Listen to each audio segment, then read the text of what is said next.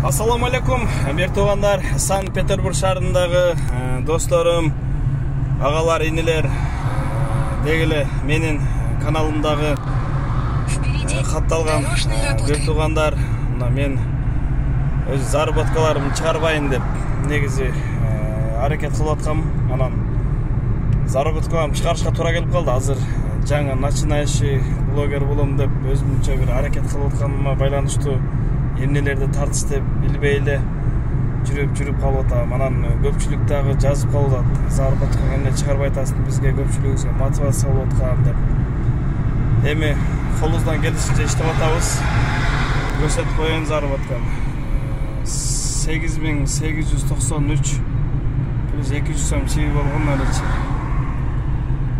Бүгүн 13 6 ай жигиттер. Ушундай таксиде иштесе болот. Болгону убакытты туура пайдалануу керек. Эртең менен эрте туруу керек.